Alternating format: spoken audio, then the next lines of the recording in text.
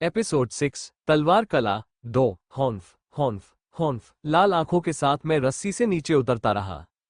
मुझे नहीं मालूम कि मैं यहाँ कब से हूँ, लेकिन मेरा अनुमान है कि यहाँ आने के बाद कम से कम 2 दिन बीत चुके होंगे। मेरे हाथों में छाले पड़ गए थे और रस्सी पर खून बहने लगा था, जिससे नीचे उतरते समय लाल निशान बन गए थे। हर मिनट मेरी मांसपेशियों में ऐंठन होने लगी, जिससे कई बार तो मैं रस्सी पर से अपनी पकड़ लगभग खो बैठा। ऐसा महसूस हुआ जैसे मैं अतीत में वापस चला गया हूं, जहां मैं बिना किसी उद्देश्य के कीबोर्ड पर नीरसता से टाइप कर रहा था। मैं बस चलता रहा, चलता रहा, चलता रहा, जब तक कि समय और तर्क की मेरी समझ मेरे शरीर से खत्म नहीं हो गई। यहां तक कि दर्द भी धीरे धीरे कम हो गया और ऐसा लगने लगा कि मैं एक रोबोट हूं। दुख की बात है कि किसी भी अन्य बिजली से चलने वाली वस्तु की तरह रोबोट की भी बैटरी खत्म हो जाती है, और मेरे साथ भी यही हुआ। मेरी दृष्टि धुंधली हो गई और मेरे हाथों की रस्सी पर से पकड़ धीरे धीरे छूट गई। ऐसा लगता है जैसे मैं फिर से मर गया हूं, है ना? अजीब बात है कि यह मेरी पहली मृत्यु जैसा नहीं था, जहां मुझे केवल अंतहीन ठंड और अकेलापन महसूस हुआ था। इस बार मेरे शरीर में एक गर्माहट सी छा गई, जिससे मुझे बहुत आराम महसूस हुआ।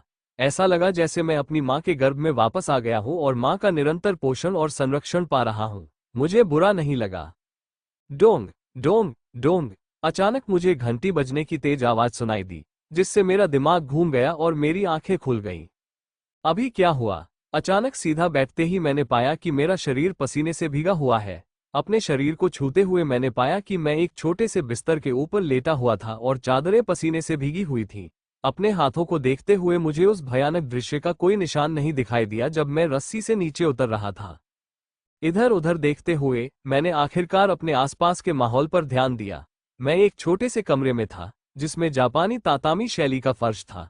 कमरा काफी खाली था, और कमरे के कोने में एक छोटी सी चाय की मेज और एक बड़ी पुरानी घड़ी के अलावा, जो लगातार बजती रहती थी, कोई और फर्नीचर नहीं था। तुम जाग रहे हो बच्चे? हम। मैंने अपना सिर दाईं ओर घुमाया, जहां से आवाज आ रही थी। एक अधेड़ उम्र का आदमी चाय की मेज के बगल में बैठा चाय बना रहा था। चाय बनाते समय उसकी बेफिक्र हरकतें और उसका शांत व्यवहार शांत वातावरण के साथ घुल मिल गया था।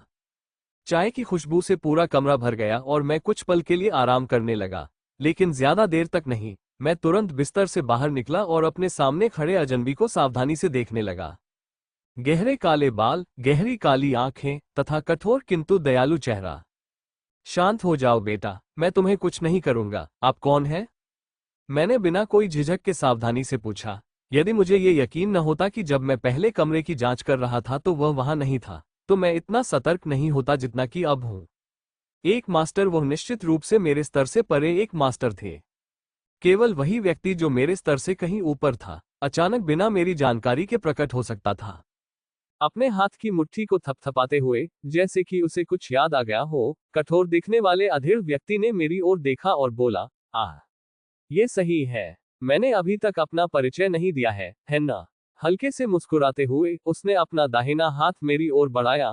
तुमसे मिलकर खुशी हुई बेटा, मेरा नाम तोशिमोतो केकई है। तुरंत ही मेरी पुतलियां फैल गईं और मेरा मुंह ढीला पड़ गया। लेकिन लेकिन कैसे? क्या तुम पहले से ही मर नहीं गए हो? पब फ्यूचर द्वारा विज्ञापन। जब मैंने अपने सामने खड़े आदमी को आश्चर्य से देखा तो मेरी वाणी लड़खड़ा गई और मेरा शरीर कांपने लगा। अरे बच्चे, ऐसा मत करो। मेरी प्रतिक्रिया पर जोर से हंसते हुए ग्रैंडमास्टर केकई ने शांति से चायदानी नीचे रख दी और अपने हाथ में रखे चाय के कप पर फूंक मारी। फू। हाँ, तकनीकी रूप से मुझे मृत माना जा सकता है, लेकिन किसी ने मेरे घर में घुसपैठ की और उस बची हुई आत्मा को जगा दिया जो मैं मरने के बाद पीछे छोड़ गया था।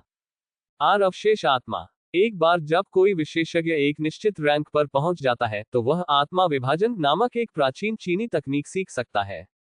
इसका मुख्य उद्देश्य एक आत्मा को विभाजित करना और उसे किसी वस्तु से जोड़ना था, जिससे व्यक्ति थोड़े समय के लिए तकनीक के आरंभकर्ता के साथ बातचीत कर सके। तकनीक को बेहतर ढंग से संक्षेप में कहें तो यह मूल रूप से एक लाइव रिकॉर्डिंग थी जिसके साथ आप बातचीत कर सकते थे। इसमें कोई आक्रमण शक्ति नहीं थी, तथा आरंभकर्ता की स्मृतियों को विरासत में प्राप्त करने के अलावा इसमें कोई अन्य विशेषता नहीं थी। ये जानते हुए मैं 2 और 2 को एक साथ जोड़ने में कामयाब रही और खुद को फिर से शांत करने में कामयाब रही। खांसी। इसके लिए माफ करें। मेरे अजीब व्यवहार से खुश होकर ग्रैंडमास्टर केकई जोर से हंसे और कहा, हा हा हा हा, कोई चिंता नहीं। मुझे उम्मीद थी कि इस तरह की प्रतिक्रिया तब होगी जब कोई मेरे आराम करने की जगह ढूंढ लेगा। रेन, मुझे क्षमा करें। ग्रैंडमास्टर केकई ने अपनी भौं उठाई और मेरी ओर देखा जो उनका हाथ थामने के लिए आगे बढ़ रहा था।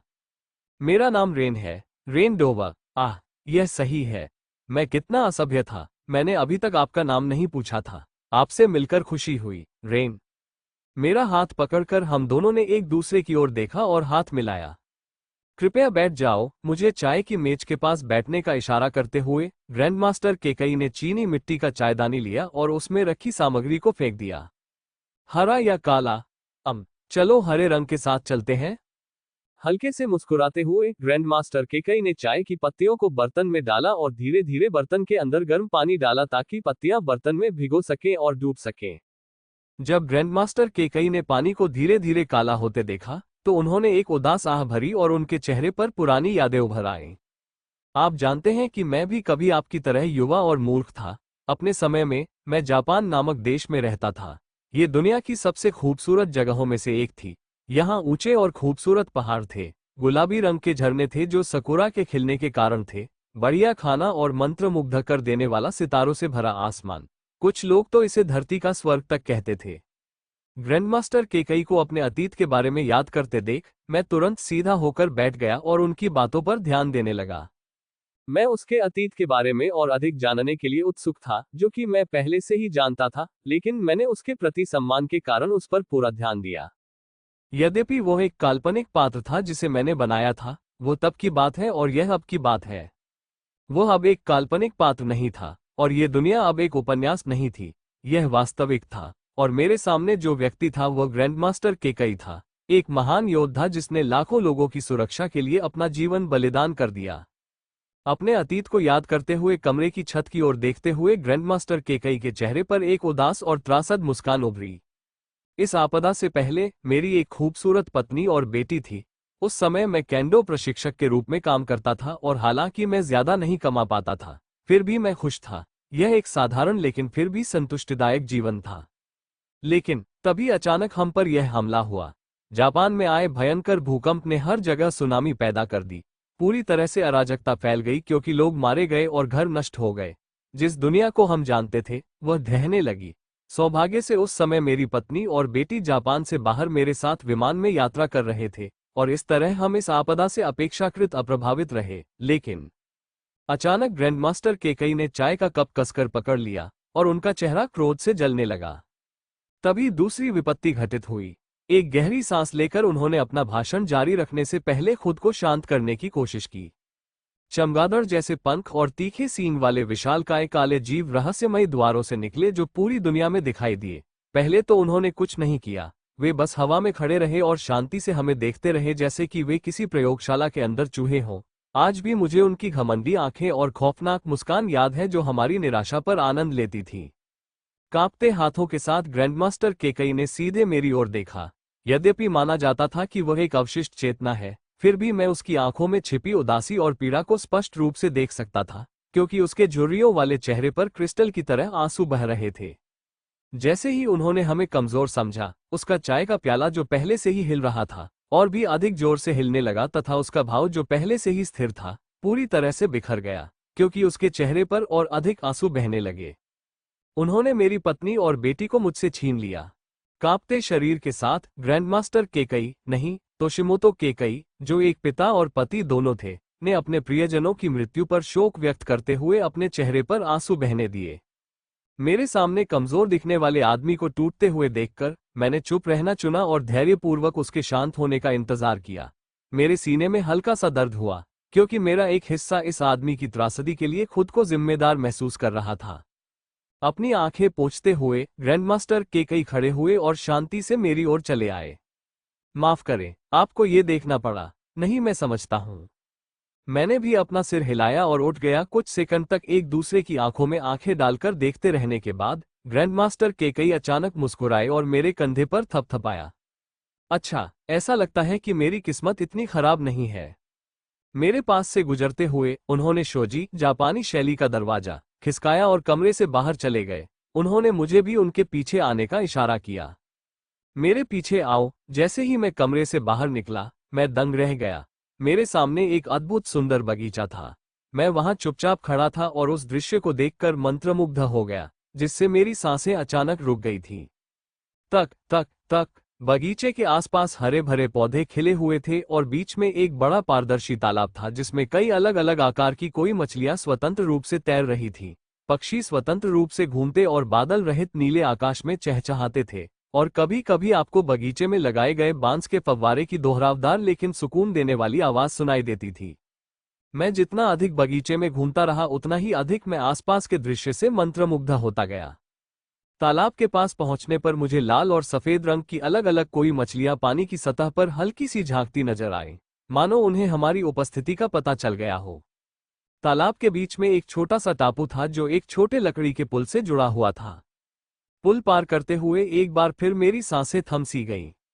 मेरी दृष्टि में एक लघु शैलीगत भूदृश्य आया जिसमें चट्टानें, जल आकृतियां और काय बड़े करीने से संयोजित थी और चारों ओर बजरी से घिरा हुआ था, जिसे पानी में लहरों जैसा दिखने के लिए रेक किया गया था। एक जैन उद्यान, यह अच्छा है ना? जैन गार्डन के पास आराम से बैठे ग्रैंडमास्टर केकई ने हाथ हिलाकर मुझे अपने पास बैठने के लिए कहा। यह सचमुच है, मैंने जवाब दिया और उसके पास जमीन पर बैठ गया। हम दोनों ने शांति से अपने सामने बने जैन गार्डन को देखा और हम दोनों ने शांति से देखा। यह अजीब था, लेकिन साथ ही साथ सुकून देने वाला भी था। तुम्हें पता है, जब मैंने तुम्हें पहली बार देखा तो मैं सचमुच आश्चर्यचकित हो गया था। सबसे पहले ग्रैंडमास्टर केकई ने इस मौन को तोड़ा, जो अपने चेहरे पर मुस्कान लिए अपने सामने के बगीचे को देखते रहे। मेरी मृत्यु के बाद से कोई भी इस जगह पर कभी नहीं गया था, और यह सही भी था, क्योंकि मैंने इस जगह को उन लालची कमीनों की घूरती आंखों से छुपाने का ध्यान रखा था। बेशक, अगर उन्होंने ये जगह शुद्ध भाग्य से खोज भी ली, तो भी मैंने सुनिश्चित किया कि वे अंदर प्रवेश न कर सके। मुझे यकीन है कि आप जानते हैं कि रस्सी एक परीक्षण थी, है ना? चेहरे पर मुस्कान लिए ग्रैंडमास्टर केकई ने मेरी ओर देखा, जिससे मुझे वो दर्दनाक अनुभव याद आ गया जिससे मैं पहले गुजर चुका था। बेशक, मुझे पता है, आज भी मुझे रस्सी का डर सता रहा है। मैंने मन ही मन खुद को कोसा और मुस्कुराकर सिर हिलाया। हाँ, मुझे याद है। कुकुकू, तुम्हें पढ़ना बहुत आसान है बच्चे। पब फ्यूचर द्वारा विज्ञापन जोर से हंसते हुए ग्रैंडमास्टर केकई ने आगे कहा। देखिए, मैंने ये रस्सी वहां एक परीक्षण के रूप में रखी थी, ताकि यह पता लगाया जा सके कि कोई मेरी आत्मा को जगाने के योग्य है या नहीं। यदि आप नीचे चढ़ते और 1 घंटे बाद ही रुक जाते, तो आप इस स्थान को कभी नहीं खोज पाते। यदि आप रस्सी से नीचे उतरने में 1 दिन भी लगा देते, तो भी आप यहाँ कभी नहीं आ पाते। जब आप 2 दिनों तक बिना गिरे रस्सी से नीचे मजबूती से उतर पाते हैं, तभी आपको मुझसे मिलने का अधिकार होगा। ग्रैंडमास्टर केकई को देखते हुए मुझे उनकी आंखों में प्रशंसा की हल्की सी झलक दिखाई दी। 4 दिन 3 घंटे 22 मिनट और 41 सेकंड, इतने लंबे समय से आप रस्सी से नीचे जा रहे हैं। एक बची हुई आत्मा के रूप में भी मैं आपके दृढ़ संकल्प से हैरान था। मैं मुस्कुराती रही, लेकिन उनकी यह बात सुनकर मेरी पलकें झपकने से नहीं बच सकी। बेशक मैं नीचे गिरती रही, ऐसा नहीं है कि मैं पुनर्जन्म लेने के बाद मरना चाहती थी। भले ही आप इसलिए चलते रहे क्योंकि आप जीना चाहते थे, फिर भी इसे दृढ़ संकल्प ही माना जाएगा। इसके अलावा आप पहले से ही कभी मरने वाले नहीं थे, क्योंकि यह केवल एक भ्रम था। मेरे विचारों को दोबारा पढ़ते हुए ग्रैंडमास्टर केकई हल्के से हंस पड़े, जिससे मैं शर्मिंदगी से मुस्कुराने लगा। विषय पर वापस आते हुए, मैंने रस्सी परीक्षण इसलिए बनाया था ताकि यह निर्धारित किया जा सके कि कोई व्यक्ति मेरी तलवार कला को विरासत में पाने के योग्य है या नहीं। बिना दृढ़ संकल्प वाला कोई व्यक्ति कभी भी मेरी केकई शैली विरासत में पाने की उम्मीद नहीं कर सकता। केक्यू शैली एक तलवार कला है जो नीरस लेकिन सही वार पर केंद्रित है। अगर कोई व्यक्ति एक ही नीरस गति जैसे तलवार को एक ही दिशा में आधे दिन से ज्यादा लगातार घुमाने का अभ्यास नहीं कर सकता, तो वह इसके लायक नहीं है। ग्रैंडमास्टर केकई खड़े होकर पुल पार कर गए और एक पेड़ के सामने रुक गए। अपने कटाना के म्यान पर हाथ रखकर उसने एक गहरी सांस ली। इसके तुरंत बाद उनका स्वरूप धीरे धीरे आसपास के दृश्य के साथ घुल मिल गया, जिससे ऐसा लगने लगा कि वे प्रकृति के साथ एक हो गए हैं। सरसराहट अचानक कहीं से हवा का एक हल्का झोंका आया, जिससे पेड़ से कुछ पत्ते टूटकर नीचे गिर पड़े। हवा से उड़कर आए पत्ते धीरे धीरे उस स्थान पर आ गए जहां ग्रैंडमास्टर केकई थे। क्लिक, मैंने केवल क्लिक की आवाज सुनी, जिसके बाद ग्रैंडमास्टर केकई के चारों ओर की सभी पत्तियां 8 समान टुकड़ों में टूट गईं, जिससे मेरा जबड़ा ओ आकार में खुल गया। क्लिक, एक और क्लिक के साथ कटाना, जो कभी म्यान से बाहर नहीं निकला था, अपनी मूल स्थिति में वापस आ गया। केकई शैली पूर्णता की कला है। जब आप हर बार एक ही गति को बिना किसी गलती के दोहराने में सफल हो जाते हैं, तब आप अंततः केकई शैली में निपुण हो जाते हैं। अपनी आंखें बंद करके मैंने अपना धैर्य बनाए रखने की कोशिश की। मेरा दिल पागलों की तरह धड़क रहा था और मेरा खून खौल रहा था। यह पागलपन था। हे भगवान, आखिर कैसे उसने बिना हिले डुले उन पत्तों को इतनी खूबसूरती से काटा। मैं भी ऐसा करना चाहता हूँ। रेन की चमकती आंखों को देखकर ग्रैंडमास्टर केकई खिलखिलाकर हंस पड़े। क्या आप सीखना चाहते हैं? ग्रैंडमास्टर केकई की कठोर आवाज ने मुझे मेरे विचारों से विचलित कर दिया। हाँ, बिना कुछ सोचे मैंने उत्साह से अपना सिर हिलाया। मैं इसी पल का इंतजार कर रहा था। अच्छे से अपना निर्णय ले चुके ग्रैंडमास्टर केकई शांतिपूर्वक मुस्कुराए। धीरे धीरे वो मेरे पास आया और मेरे माथे पर थपथपाया। तुरंत ही मुझे ऐसा महसूस हुआ कि मेरा दिमाग खाली हो गया है, क्योंकि सूचनाओं की बाढ़ मेरे दिमाग में आ गई। मुझे जानकारी से अभिभूत होते देख ग्रैंडमास्टर केकई मुस्कुराए और उनका शरीर धीरे धीरे अधिक पारदर्शी होता गया। जब तक मैं अपने मस्तिष्क के अंदर की सारी जानकारी को व्यवस्थित कर पाया, ग्रैंडमास्टर केकई पहले ही लगभग पूरी तरह से पारदर्शी हो चुके थे। मैं चौंककर तुरंत घुटनों के बल बैठ गया और उन्हें श्रद्धांजलि दी। धन्यवाद, धन्यवाद। मैं आपकी कला को आगे बढ़ाऊंगा और आपका नाम दुनिया भर में फैलाऊंगा। ग्रैंडमास्टर केकई ने एक बार फिर मुस्कुराहट बिखेरी और कुछ अस्पष्ट बातें बुदबुदाईं, इससे पहले कि वो गायब हो गए और हल्के टुकड़ों में बिखर गए। मैं दृढ़ता से सिर हिलाते हुए खड़ा हो गया। हालांकि उसके आखिरी शब्द सुनाई नहीं दे रहे थे, लेकिन मैं पहले ही समझ गया था कि वह क्या कहना चाहता था। जब तक तुम पर्याप्त रूप से मजबूत न हो जाओ, तब तक नीचे रहो। एक गहरी सांस छोड़ते हुए मैंने एक आखिरी बार आसपास के वातावरण पर नजर डाली और उस दृश्य को अपने दिमाग में उकेर लिया। अंतिम बार सम्मान देते हुए मैं तेजी से उस ओर चला गया जहां से निकास द्वार था। मुझे पता है